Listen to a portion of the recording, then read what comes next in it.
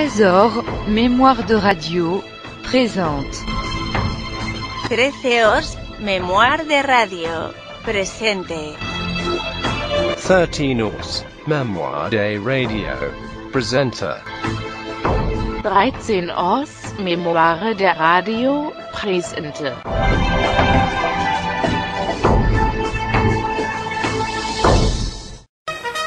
L'invention de la radio, le premier des médias électroniques.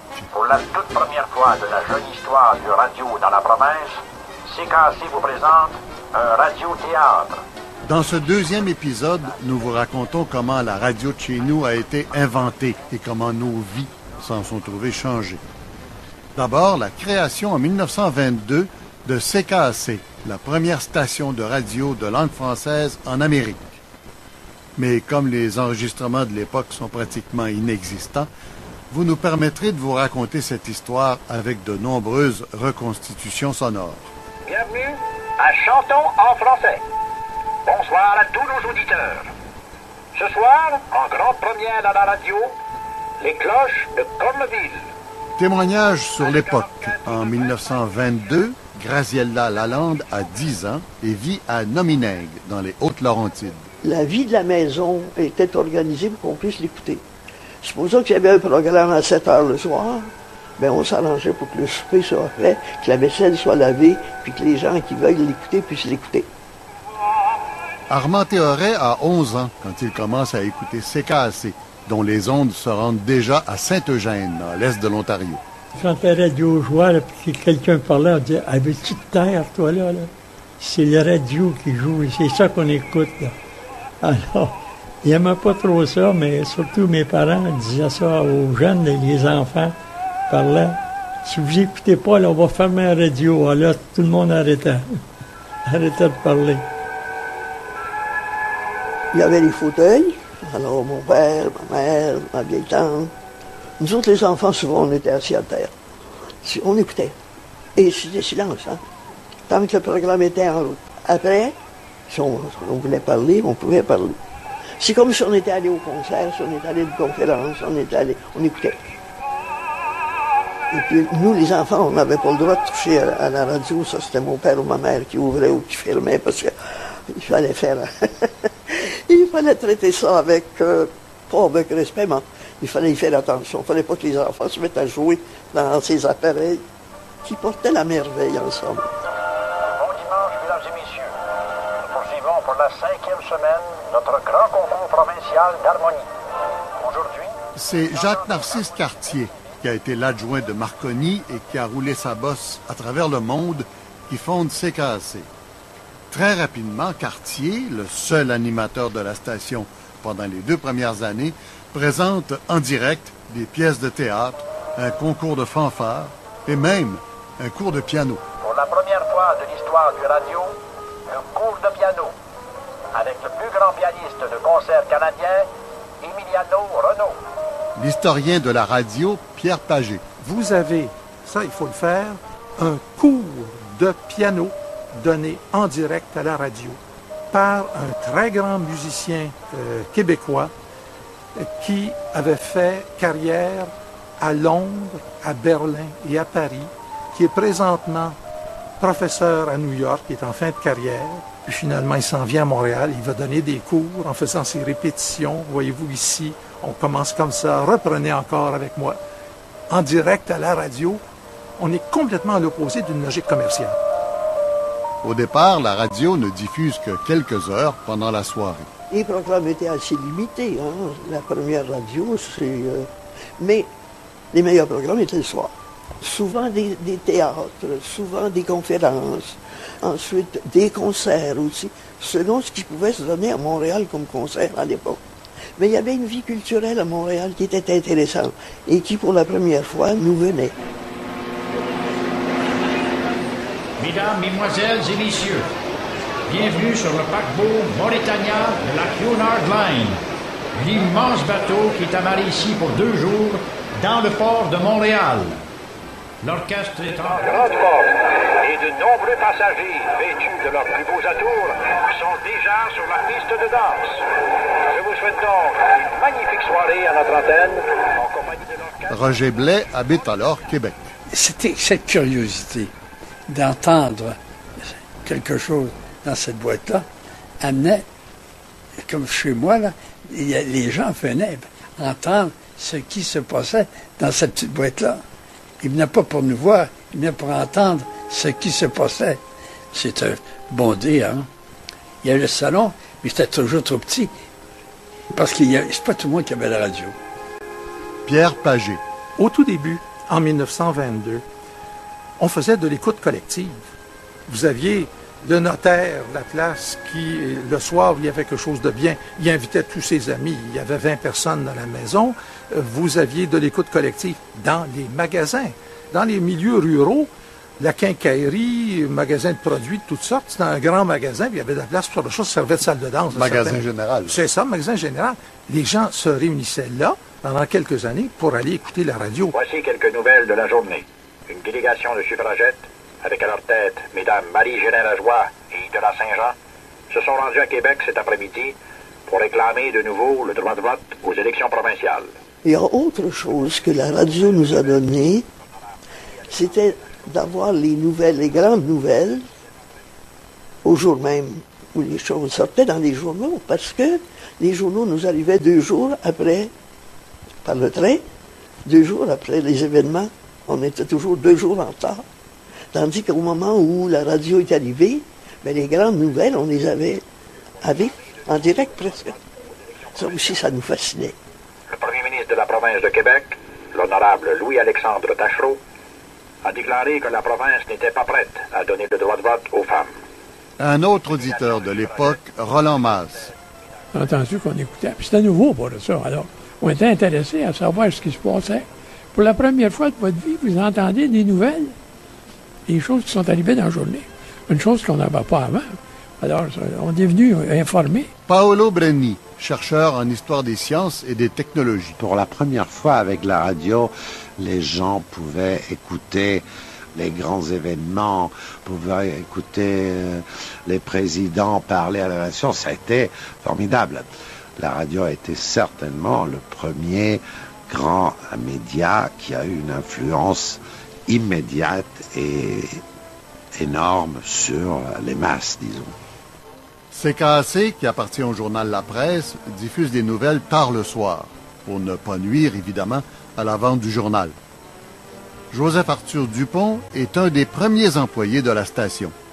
Nous avons recueilli le témoignage de son fils, Claude Dupont. Il ne faut pas oublier que lorsque le CKAC a été fondé, ce n'était que pour compléter le journal. Le journal dominait tout le temps. La radio, ce n'était pour aider la vente du journal. C'était ça le but premier. Et Jacques Cartier a vu que la radio, c'était plus qu'un journal. Ça dépassait le journal. C'était dynamique. Dès le début, il a vu la possibilité de la radio. Et je peux vous dire qu'il y a peu d'hommes d'affaires, peu de politiciens à cette époque qui ont compris la force de la radio. Cartier, lui, a très bien compris. Et dès le départ, en 1922, il définit les lois du genre. Pierre Pagé. L'information, l'éducation et le divertissement. Ça a été un schéma. La radio est un service public et c'est resté un modèle de base qui a été redit d'une façon forte et formelle en 1952 par la fameuse commission Massé sur les arts, les lettres et les sciences au Canada, qui a étudié tous les arts et les communications et qui rappelle qu'au Canada, la radio est un service public qui, à la base, doit respecter cette triple vocation. Ça a été fort comme ça pendant 50 ans. Nous interrompons notre programme pour vous annoncer en primeur la mort du lieutenant-gouverneur et ancien premier ministre de la province, l'honorable Lomer Gouin. Graziella Lalande. La radio, à ce moment-là, faisait vivre ce qu'autrefois on avait simplement par les journaux. Ça devenait vivant. Hein? Et oui, ça rendait vivant des choses qui avaient été livresques comme connaissance. Hein? Et on avait toujours hâte à plus. Mais La radio suscitait des discussions beaucoup plus que les journaux ne pouvaient le faire. Aller jusqu'à ce moment-là, hein, parce que c'était vivant. Hein. La province est en deuil aujourd'hui. Le décompte est maintenant final. 77 enfants sont morts samedi après-midi dans le terrible incendie du théâtre Laurier Palace. Armand Théoret. De leur recevoir la nouvelle de vive voix, de parole, c'était plus prenant que de la lire. Puis ceux qui achetaient de la radio, puis ils disaient, depuis qu'on a la radio, on lit quasiment un peu à la presse. Alors, la radio a commencé à faire un petit peu de dommages à la presse, au journal écrit, aux nouvelles écrites, puis les nouvelles parlées. Nous vous rappelons que pour faire revivre la radio des années 20, nous avons dû créer de nombreuses reconstitutions sonores. Nous sommes ce soir au Forum de Montréal où se tient une immense assemblée politique. Le premier ministre du Canada, l'honorable... On se trouvait assez rapproché des grandes villes. Tous les programmes partaient de Montréal, et ça, c'était bien intéressant. Puis quand il arrivait des élections, soit à Montréal ou à Ottawa, c'était diffusé sur la radio, et puis on écoutait ça religieusement. Depuis notre quart de reportage, nous allons vous offrir pour la toute première fois une couverture radio complète de la campagne électorale fédérale. Restez aux écoutes. L'historien Pierre Pagé. Dans l'année 1925, il se passe autre chose. Il y a une élection fédérale où McKinsey King est candidat. La station CKAC va faire un coup d'éclat au point de vue technique. Ils vont s'équiper d'un quart de reportage. Un camion qui pesait une couple de tonnes avec des équipements. C'était lourd, les équipements, c'était pas du petit portatif. Et on va diffuser en direct les discours, les assemblées politiques. Et tous ces discours-là, de toute façon, le lendemain, sont dans le journal. Vous avez un reportage. Ça, c'est la première campagne électorale à la radio. Oui. 1925. C'est ça. Bonsoir, mesdames et messieurs. Ici Joseph Arthur Dupont, en direct de Québec. Dans un moment, nous entendrons un discours... Et cette campagne-là se termine par un grand rassemblement au manège militaire de la rue Craig. C'était la plus grande place intérieure qu'on pouvait avoir, où on a le dépouillement du scrutin le soir de l'élection. Et c'est CKAC qui est là sur place. C'est assez intéressant parce que là, la radio apparaît comme étroitement reliée à un service public, à un service de la démocratie. Alors, vous avez un lien de service public là, évident. Mesdames et messieurs, Monsieur Camillien Hood. Camillien Hood, le maire de Montréal, qui est aussi député, est le premier politicien à saisir l'importance de la radio. Armand Théoret. Et puis, mon père, quand il venait, on avait un commerce, naturellement. Quand il y avait des élections à Montréal, dans le temps de Camillien Hood, il mettait les haut-parleurs, il y avait un grand fil d'extension, il mettait sur la galerie en avant. Puis les gens dans les rues l'entendaient. Ça attirait le monde, il y avait du monde, 50, 60 personnes, qui venaient écouter parler Camillien Hood. Ça venait devant le magasin, là, puis s'assoyait sur le bord du fossé. Et puis, il écoutait religieusement ça. Alors, ça faisait de la publicité en même temps à mon père pour en vendre des radios. On m'a accusé d'être un démagogue, un dénigreur et un salisseur de réputation.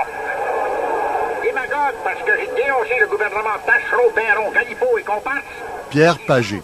Camillien Hood, qui est un homme très populaire, parce que les gens vont le voir dans les amphithéâtres, les parcs un peu partout, ils l'écoutent à la radio.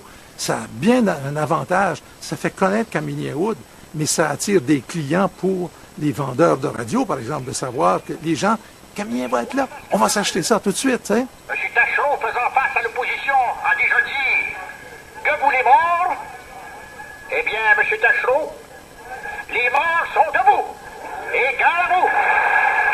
Par la suite, notre ami Camillien, dans la décennie qui suit, va être le premier homme politique à avoir l'idée simple et géniale d'avoir à chaque semaine une émission de radio où il parle aux auditeurs.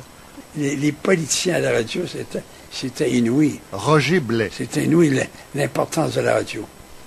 Que vous alliez partout dans la campagne, on avait écouté les discours de M. Duplessis, de M. Tachereau, et celui qui parlait le mieux, qui était le plus convaincant, gagnait la partie. C'est comme ça que Duplessis a battu Tachereau. Ils ont été élus grâce à la radio. Il n'y a aucun doute là-dessus. Après la politique, c'est très rapidement le sport qui prend l'antenne. Dès 1925, CKAC diffuse certaines parties du Canadien de Montréal. Bonsoir, mesdames et messieurs. Pour la première fois de la courte histoire du radio canadien-français, nous vous présentons une joute de hockey en direct du Boston Arena. Notre reporter sportif, Joseph Arthur Dupont, fera la description du match. Le fils de Joseph Arthur, Claude Dupont. Il a diffusé les parties de hockey du Canadien, mais il ne pouvait pas, je pense, diffuser au début les parties du hockey à Montréal, parce que les gens du Canadien croyaient, à tort, que le fait de diffuser à Montréal empêcherait les spectateurs de se rendre au Forum. Alors, il devait se rendre à Chicago, à Boston, monter son équipement, faire la diffusion de la partie, défaire son équipement et, avec son automobile, revenir à Montréal. Le joueur du Canadien, Silvio Montand, reprend la POC et fait une passe à Aurel Joliat, qui mit la lance à son tour à Howie Morenz. Oh, quelle belle montée! Le travail qui était imposé aux commentateurs, c'était assez ardu parce que lorsqu'il commentait le hockey, il devait également envoyer par télégraphe les résultats. Alors, en même temps qu'il diffusait, il était obligé d'envoyer des télégrammes. Alors, la main droite envoyait le télégramme, la voix faisait la description, il fallait qu'il surveille le jeu. Alors, c'est évident que c'était rien de facile. Les Canadiens sont maintenant dans la zone adverse. Et Morenz lance vers le goal. Et le gardien des Bruins capte la rondelle.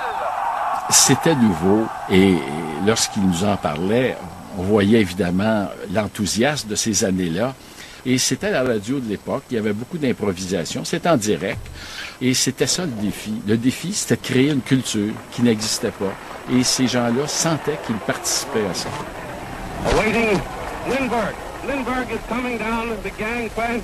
En 1927, c'est la première traversée de l'Atlantique en avion. Charles Lindbergh devient tout de suite un héros. Le nouveau média qu'est la radio retransmet en direct son retour triomphal aux États-Unis. C'est une idée de David Sarnoff, créateur du réseau NBC. Un passionné d'histoire de la radio, le comédien Rémi Girard, nous raconte. Sarnoff a eu cette idée extraordinaire. Il a l'idée, il a appelé à peu près une cinquantaine de stations. Il dit, on va se relier entre nous par câble téléphonique, puis on va diffuser en direct l'arrivée de Lindbergh. 50 stations à travers 24 États américains ont diffusé en direct l'arrivée de Lindbergh pour 13 millions d'auditeurs. Puis là, on est au milieu des années 20. Oui, lui, là, on n'est plus juste dans le broadcast, là, au niveau d'une ville, au niveau d'une station ou d'un quartier. On est dans le réseau national, déjà, avant les années 30. Et ça, c'est je pense, sauf erreur, que c'est le premier grand événement radiophonique, cette arrivée de Lindbergh. C'est la première fois qu'on diffuse comme ça à travers le pays en entier, une émission de radio. Ladies and gentlemen, this is a program of the national celebration at Ottawa, Canada, of the Diamond Jubilee of Confederation being held on Parliament Hill, where there are about 50,000 people gathered. À la même époque, en 27, on a ici au Canada la première diffusion Coast to Coast, des cérémonies du Diamond Jubilee, le 60e anniversaire de la Confédération. Et c'est la première fois qu'on a une diffusion que tout le monde, d'un océan à l'autre, écoute la même émission. Aujourd'hui, ça nous paraît tellement banal. À l'ère de l'Internet, on connaît. Mais à cette époque-là, c'est quelque chose de phénoménal. C'est Jacques-Narcisse Cartier qui rapporte l'événement sur les ondes de CKAC. Voici le seul enregistrement qu'on ait retrouvé de sa voix. Pendant que vous entendez le carillon, mesdames et messieurs, vous entendez probablement aussi l'avion qui circule autour de la tour de l'Étoile. Venez voir les derniers modèles de radio. Les beaux cabinets pour le salon, les radios les plus en vogue. Passez nous voir au Salon de la radio à l'Hôtel Windsor. Jacques Hamel, le président du Musée québécois de la radio. À partir de 1922, il commence à avoir des appareils fabriqués par les compagnies qui sont vendus et que là, le public peut acheter. Est-ce qu'on peut se payer ça? Ça, c'est autre chose. Parce qu'il faut dire que c'était très dispendieux à l'époque. Je vais vous donner un exemple. J'ai une facture d'achat d'un appareil de radio en 1927 qui a été acheté à Sherbrooke. Un appareil General Electric. Pas un appareil extraordinaire. Un bon appareil de l'époque. Mais la facture indique que cet appareil-là, sans lampe, sans haut-parleur, coûtait 275 $ en 1927. Alors imaginez-vous, pour arriver à s'acheter un appareil de radio, il fallait être relativement en moyen. C'est pour ça que bien des gens écoutaient la radio chez le voisin. Écoutez mes bons amis, la chanson que je vais vous chanter, c'est à propos du radio. Je vais tout vous raconter, il y en a plus. C'est la Grande Dépression des années 30 qui va complètement changer la donne. Rémi Girard. Les gens n'ont plus d'argent pour se divertir. Les gens ne sortent plus. Et en même temps, on leur propose des appareils maintenant qui ont baissé. On est rendu avec 50 $ pour un appareil de radio qu'on peut payer à 5 $ par mois. Alors là, ça devient accessible. Donc, les gens, plutôt que de dépenser de l'argent sur le théâtre, les sorties, les concerts, l'opéra, on ne parle pas beaucoup de cinéma à ce moment-là, mais déjà, il y en avait, vont acheter une radio, vont acheter un appareil de radio. Et ça va devenir le principal point de divertissement de la maison. Donc, la crise n'existe pas. La crise économique n'existe pas pour les compagnies qui fabriquent des appareils de radio. Au contraire, c'est là qu'a été le grand boom de la radiodiffusion. Et c'est pendant cette crise que Roger Beaulieu commence la carrière qui lui vaudra le titre de prince des annonceurs. On l'écoute ici raconter ses débuts dans une entrevue accordée en 1985. Je devais préparer un bulletin de nouvelles de 15 minutes que j'allais débiter au poste CFCF. Nous sommes en 1930. Et là, j'ai vraiment pris le goût à la radio, n'est-ce pas? Et assez curieusement, à ce bulletin de nouvelles, il faut que je vous raconte, il était diffusé depuis l'Hôtel Windsor à Montréal, dans un tout petit studio qui surplombait la salle de danse. Or, à 11 heures du soir, après le théâtre, après le cinéma, les gens allaient bouffer. Et il y avait Maurice Myrthe et un petit ensemble d'à peu près 9 ou 10 musiciens qui commençaient à 11 heures précises, n'est-ce pas? La musique, c'était n'est si beau que son pays jouait ça. Et ça, c'était l'indicatif musical du programme de nouvelles. Vous imaginez-vous qu'il y avait dans les années 30, au début des années 30, un programme de nouvelles avec un orchestre live, là, presque en studio. Extraordinaire, n'est-ce pas? Le fils de Roger Beaulieu, Pierre Beaulieu. Bien, je crois qu'aujourd'hui, on ne peut pas imaginer la puissance du mot dit à la radio. C'était énorme. C'était énorme parce que tous les gens écoutaient forcément CKC et CFCF tous les soirs. Parce qu'il n'y avait pas d'autres occupations, surtout l'hiver, bien entendu. Alors, moi, quand j'arrivais à l'école, les gens avaient tous écouté la radio, quelle que soit la nature du programme. C'est-à-dire qu'il pouvait y avoir un programme où il y avait une conférence d'un philosophe. Eh bien, les gens écoutaient ça quand même. C'est pas dire qu'on comprenait tout, mais les gens étaient au courant. C'était leur seul moyen d'être au courant et d'être en contact avec la société. Quant aux journaux, eh bien, il y a les journaux, dans les années 30, les journaux, ils se vendaient pas si bien parce que les gens n'avaient pas d'argent. Alors, c'était la radio qui était la voie royale pour la communication. Roger Blais. Quand on sortait de l'église, à la grand-messe, les gens restaient sur le parvis longtemps, parlaient, claquetaient, comme l'on disait. Ils aimaient ça. Mais quand est arrivé la radio, c'était le contraire. Ça s'est vidé. Les gens s'invitaient, disaient, écoute, on va écouter mon programme, viens. Alors, donc, le parvis de l'église ne joue plus le rôle que ça doit jouer, mais la radio a changé ça. Ça s'est vidé. Vous écoutez CKC La Presse, le pionnier des postes français d'Amérique. Restez à l'antenne. L'historien de la radio, Pierre Pagé. Dans les années 30, la station de référence pour tous les Québécois et pendant longtemps même, quand Radio-Canada est arrivé, c'était CKAC. C'était CKAC parce que CKAC avait un souci de l'information et de la culture qui était assez extraordinaire. On allait chercher beaucoup de gens, on avait des comédiens proches du milieu et on avait beaucoup de ce qu'on appelait des causeries dans le cadre d'une émission qui s'appelait L'heure provinciale, par exemple. Les causeries, derrière ce mot-là, ce qui se cache, c'est ce qu'on appelle les affaires publiques aujourd'hui. Vous êtes à l'antenne de CHNC New Carlisle. Vous écoutez CKCH, la radio de Hall, propriété de M. Josaphat Farran. CHLP, la station du journal La Patrie, vous offre une programmation entièrement en français. Bienvenue à l'inauguration officielle de la CRCM, la station montréalaise de la Commission canadienne de la radiodiffusion, the Canadian Radio Broadcasting Commission. Alors que les stations privées se multiplient un peu partout au pays, le gouvernement canadien crée en 1932 un premier réseau national, la Commission canadienne de la radiodiffusion, l'ancêtre de Radio-Canada. Et c'est la commission qui, dès 1934, commence une tradition qui dure encore, la diffusion des concerts du Metropolitan Opera de New York. Roger Blais s'en souvient. Et puis, toutes les semaines, on attendait le Metropolitan. Ça, on n'a jamais manqué le Metropolitan. C'était magnifique. C'était une splendeur. On aimait tout ça. Et là, les gens venaient entendre ça, là. La maison se remplissait.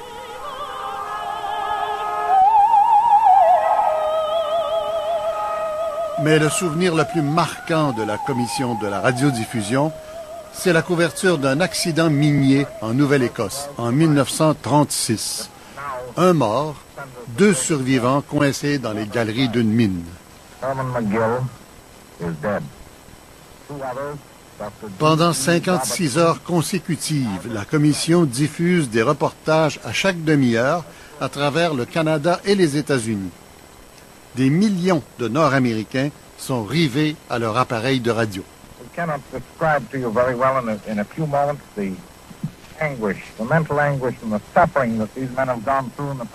Au bout de 8 jours, les 2 survivants sont rescapés. Mais malgré cette couverture exceptionnelle pour l'époque, la commission n'est pas très populaire. L'historien Pierre Pagé. La plus grande difficulté, c'était que c'était un réseau, dès le point de départ, un réseau pan-canadien bilingue. Et alors, les lettres... C'est la même programmation partout au Canada. En français et en anglais. Alors, quand il y a eu, par exemple, en 1933-34, une magnifique émission dirigé par Lionel Daunet, le trio lyrique, Anna Malenfant, Jules Jacob, des grands musiciens, et c'était 1 heure de musique française en direct, en français. Mesdames et messieurs, voici le trio lyrique.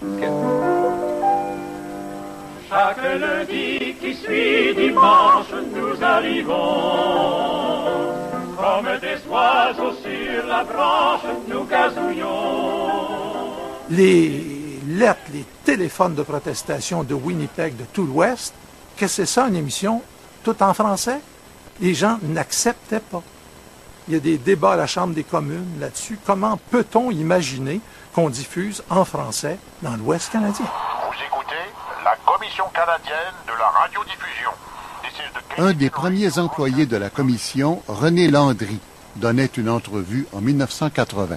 Il forçait tous les annonceurs à faire l'annonce en 2 langues, à tous les postes. Ça a créé un tollé dans l'Ouest. Puis jamais le français a été torturé comme ça par les Anglais de l'Ouest. Mais quand même, il fallait qu'ils disent ceci est la Commission canadienne de la radiodiffusion. Alors c'est devenu la Commission canadienne de la radioconfusion. D'une certaine manière, le sociologue Guy Rocher. Le Canada anglais nous a rendu le service de s'opposer à une Radio-Canada bilingue d'un océan à l'autre. Et donc, c'est pour cela qu'en 1937, on a fait 2 réseaux, le réseau anglais et le réseau français. Et le réseau français, c'est devenu le réseau du Québec, en réalité. Bien sûr, du Canada français, si vous voulez, ça a commencé à rejoindre progressivement les autres Canadiens français, mais c'était d'abord une radio du Québec. Et ça, d'une certaine manière, le Canada anglais nous a fait un cadeau d'une radio nationale à nous, du Québec. Ici, Radio-Canada.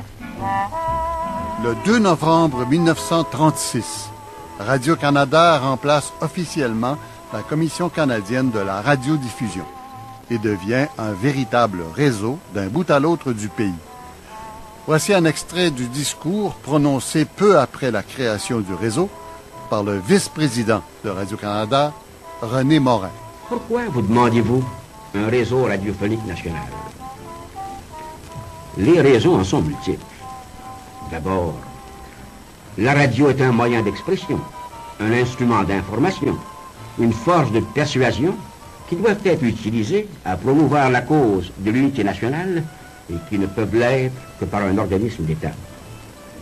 Elle est un organe de propagande et d'éducation et elle doit être régie de façon à donner le meilleur service possible à la population canadienne. Comme vous l'entendez, le discours de l'époque était plutôt direct, sans détour. Augustin Frigon, directeur adjoint de Radio-Canada en 1943.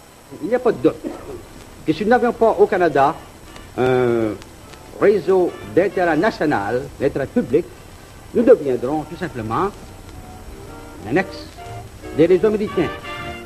On savait que tous les grands pays dans le monde avaient une radio nationale et que le Canada faisait figure de parent pauvre s'il n'en avait pas. Donc le rôle de Radio-Canada, en étant créé, c'était aussi de donner une référence d'identité.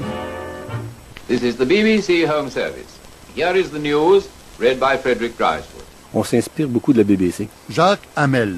La British Broadcasting Corporation, qui déjà a atteint des standards d'excellence remarqués et qui, je dirais, pris en modèle, pas juste par le Canada, par beaucoup d'autres pays.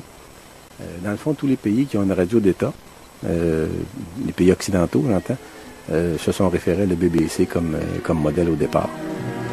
Chauffeur, veuillez me conduire aux appartements de Madame Dudevoir. L'un des tout premiers réalisateurs de Radio-Canada, Lucien Thériault, se souvient de ses débuts dans une entrevue en 1975. Il y avait une émotion quand on entrait à CBF, au Kinshasa.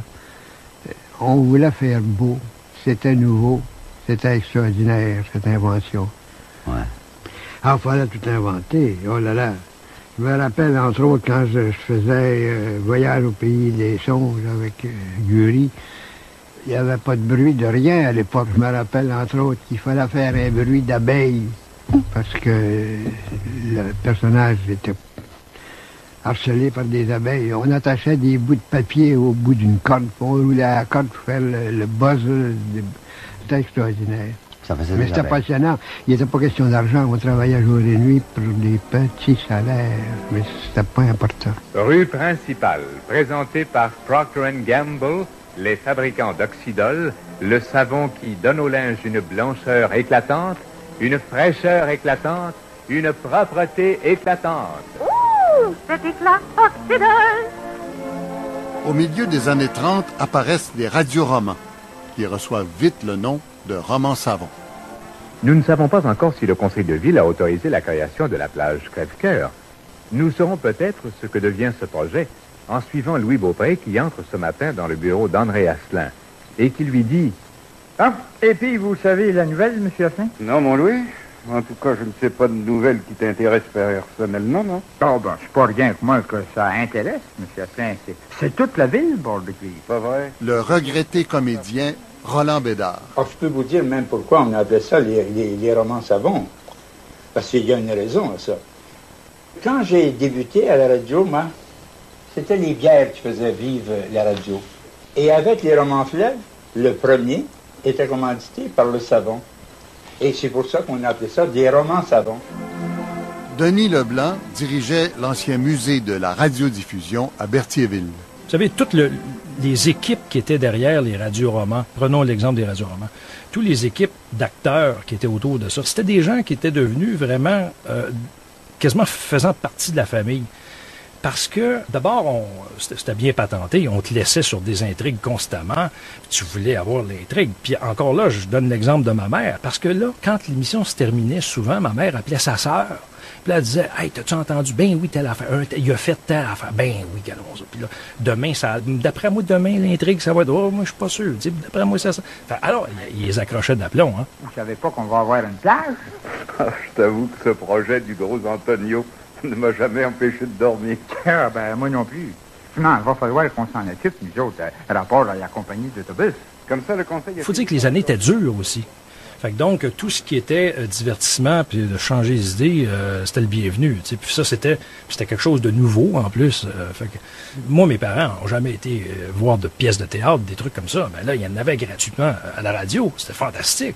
Pour eux autres, c'était une découverte extraordinaire. Hein. Un compagnon extraordinaire.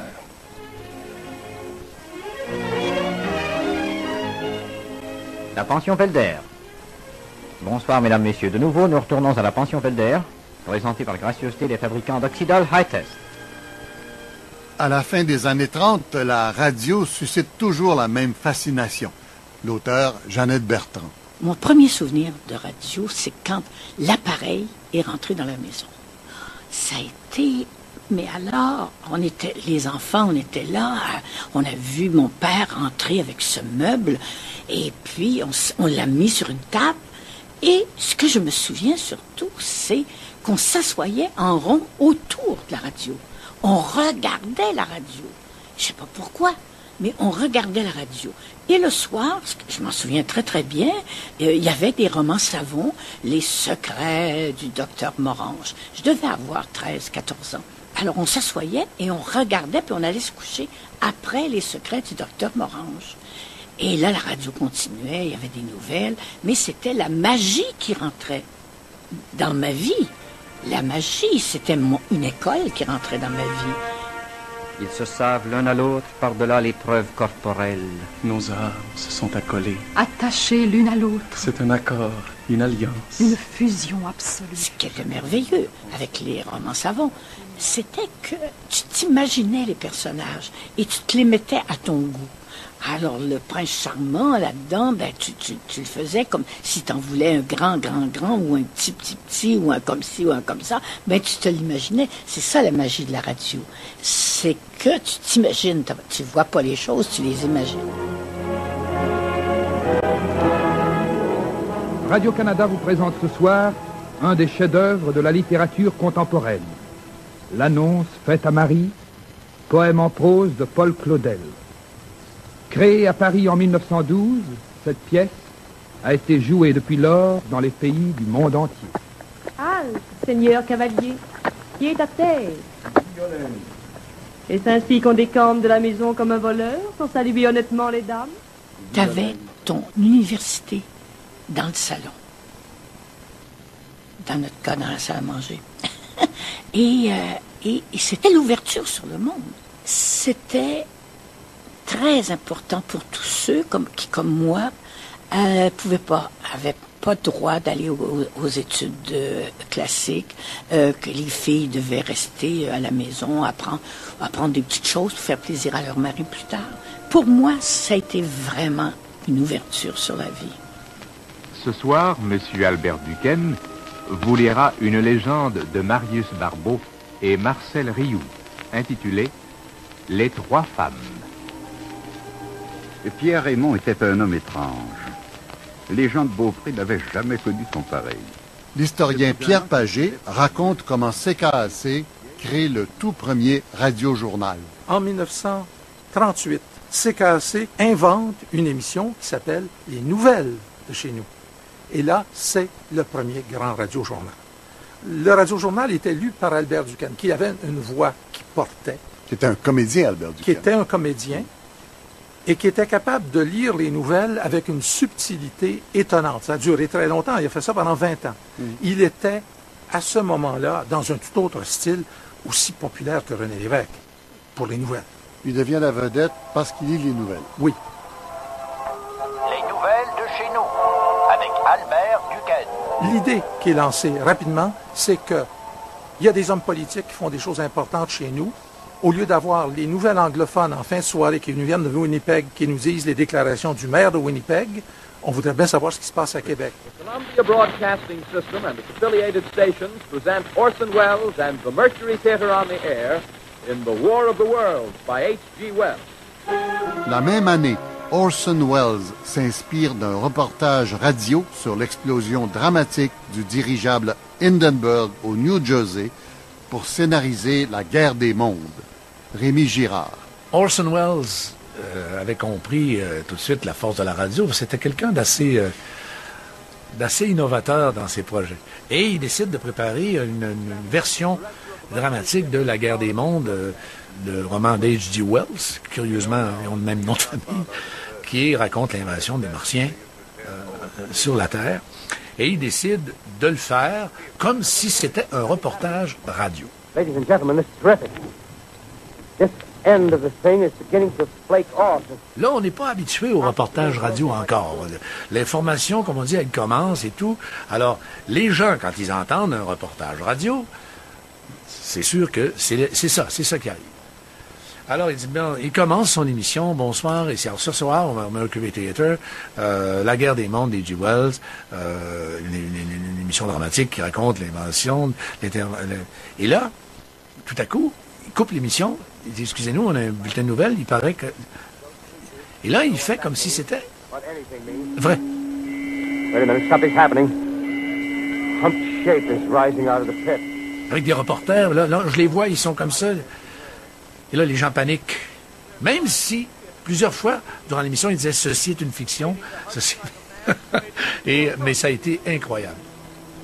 A bulletin is handed me. Martian cylinders are falling all over the country. Jean-Jacques Cheval, de l'Université de Bordeaux. Oui, on sait que certains auditeurs téléphonaient à leur famille pour les prévenir de ce qui se passait, que certains ont été dans la rue, d'autres se sont rendus dans les commissariats ou interrogés. Mais finalement, il faut pas exagérer, puisque après il y a eu quelques plaintes, je crois, contre la radio. Il n'y a pas eu de crise cardiaque, il n'y a pas eu d'accident de voiture, il n'y a pas eu de panique généralisée. Il y a eu une émotion, sans doute, mais il faut pas croire que à elle seule cette émission a provoqué véritablement une panique généralisée à travers les États-Unis. Tonight, the Columbia Broadcasting System and its affiliated stations coast to coast has brought you The War of the Worlds by H.G. Wells. Mais la guerre des mondes, c'est un moment emblématique dans l'histoire de la radio parce que il y a donc une maîtrise déjà du langage radiophonique qui est démontrée par cette émission-là et qui montre à la fois le poids de la radio. Certains diront que ça annonce le rôle de la radio dans la période suivante, la Seconde Guerre mondiale, avec tout son pouvoir d'imposition, de guerre psychologique aussi. Alors c'est peut-être une reconstruction a posteriori, mais c'est un tournant, effectivement. C'est la fin de l'invention de la radio, peut-être, et puis une radio qui va être consacrée par la suite des événements. La semaine prochaine, dans le 3e épisode de l'invention de la radio, l'invention de notre radio publique, Radio-Canada. Ça donne qu'en septembre 1939, il y a toute la programmation spéciale de guerre. Et là, Radio-Canada, pour la première fois pendant 15 jours, va diffuser 24 heures sur 24. C'était un tour de force, là, en septembre 1939. Alors, l'information se développe de façon foudroyante avec le début de la guerre. Rendez-vous donc la semaine prochaine à la même heure pour le dernier épisode de cette série. Et nous vous invitons à aller sur Internet, radiocanada.ca/l'invention de la radio, pour voir quelques-uns des appareils de la collection de Rémi Girard. L'idée originale de cette émission, Michel Lacombe et Rémi Girard. Recherche et entrevue, Marie-France Bélanger. Scénarisation et écriture des reconstitutions sonores, Linda Barry. Création des reconstitutions, Pierre Verville et Alain Collin. Archives, Amapola Alares. Recherche musicale, Denise Martin. Montage, Christian Ferland. Ici, Michel Lacombe. C'est une réalisation de Linda Barry.